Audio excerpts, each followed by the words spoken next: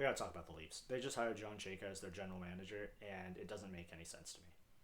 Keith Pelly oversaw this process, and apparently he interviewed over 20 people for the job. Chayka has not been in the NHL since he was suspended by NHL Commissioner Gary Bettman for the 2021 season for conduct detrimental to the league.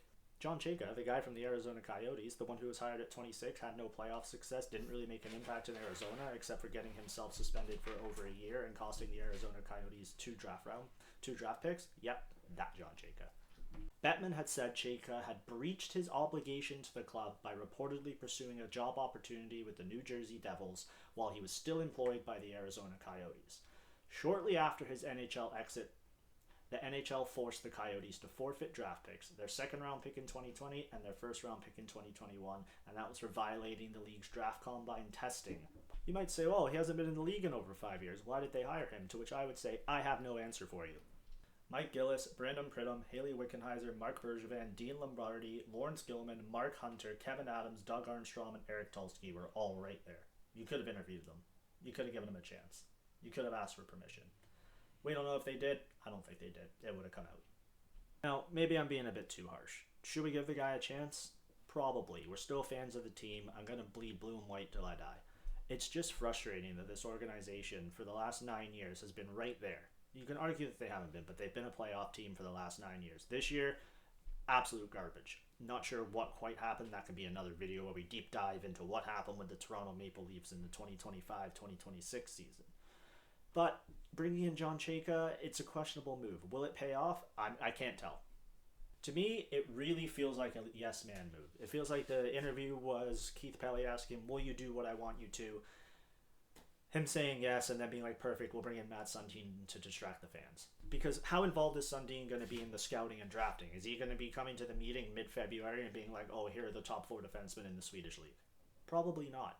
So what does all this mean? Well, it means John Chayka is now the general manager. Meanwhile, Sundin will take on a role where he can offer advice and support across hockey operations with a focus on team culture, player development, and leadership support. Chayka will be the one reporting directly to Pelly, with Sundin serving in an advisory role. It's a different structure, he said, but I think it'll be a winning structure.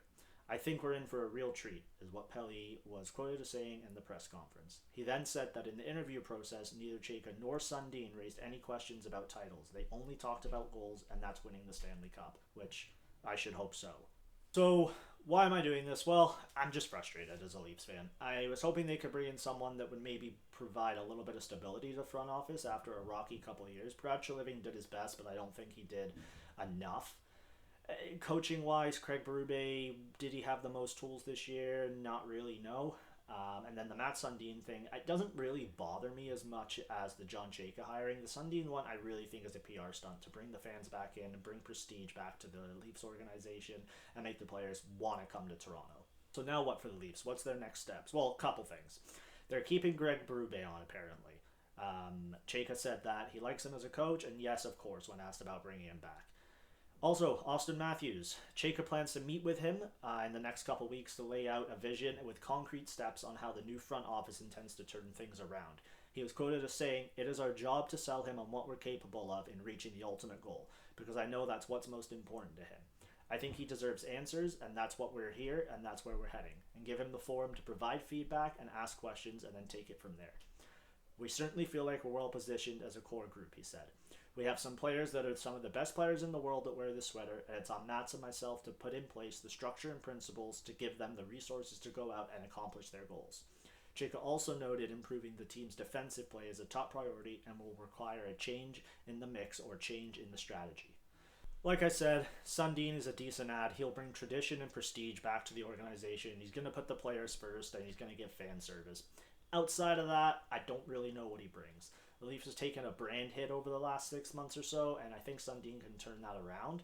But front office-wise, I don't really think he'll be in draft meetings, scouting meetings, anything like that. I really think this is a role where he's building the organization back up off of the ice, not necessarily on the ice.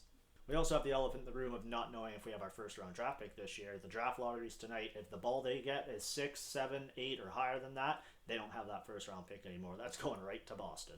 I think at the end of the day, it's going to come down to how involved Keith Pelly is. Will Chayka or Sundin have the balls to tell him no, or were they hired as yes men? That is the big question that I think is floating over my head right now. Austin Matthews, William Nylander, Morgan Riley. Where do these guys end up?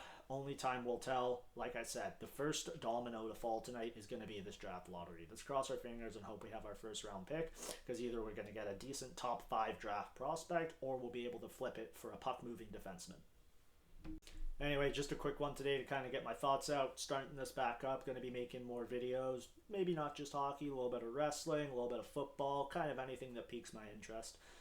Follow along if you want, subscribe if you want, like if you want, comment what you think. Thanks a lot.